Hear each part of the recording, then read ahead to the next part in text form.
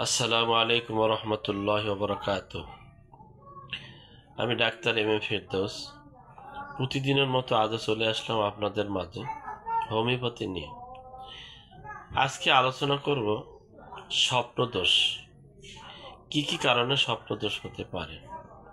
Number 1, সাধারণত ঘুমের সময় বীর্যের এই স্রাব শরীরের মধ্যে হরমোন পরিবর্তনের জন্য স্বপ্নদোষ হতে পারে।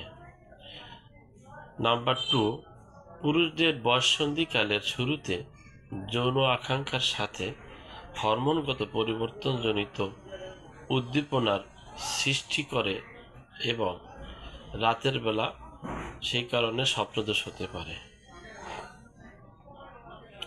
হরমোন পরিবর্তন ছাড়াও যেমন যদি কারো সেনায় দুর্বলতা থাকে তাহলেও নাইট প্রেশার হতে পারে। যদি কারো শারীরিক দুর্বলতা থাকে তাহলেও নাইট প্রেশার হতে পারে। যদি নারীদেরকে নিয়ে কল্পনা করে তাহলেও স্বপ্নদোষ হতে পারে। রাতে যদি বাজে স্বপ্ন দেখে তাহলেও স্বপ্নদোষ হতে পারে। এই স্বপ্নদোষ থেকে চিরমুক্তির জন্য আমি আপনাদের জন্য 4টি ওষুধ বাছাই করেছি, যে ওষুধগুলো নিয়মিত সেবন করলে আপনারা স্থায়ীভাবে এই রোগের সমাধান পাবেন। তো 1 নম্বরে যে ওষুধটি বলবো 1 এবং 2, এই ওষুধ দুটো একাত্রে মিক্স করে 30-60 ml একাত্রে মিক্স করে আধা কাপ ফুটানো ঠান্ডা পানির সাথে 3 বার খাবেন। খাবার আধা ঘন্টা আগে খাবেন। 1 নম্বরে ওষুধটি হচ্ছে সেলিক্স নাইগ্রা। 2 নম্বরে ওষুধটি হচ্ছে অ্যাসিড ফস মাদার। এই দুটি ওষুধই জার্মানি।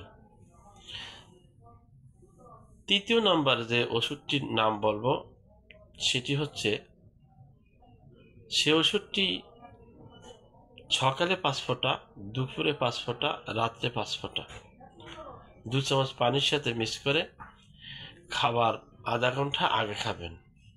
ওষুধটির নাম হচ্ছে সেলেনিয়াম 30, জার্মানি। 4র্থ যে ওষুধটির নাম বলবো সে ওষুধটির নাম হচ্ছে নাক্স ভূমিকা।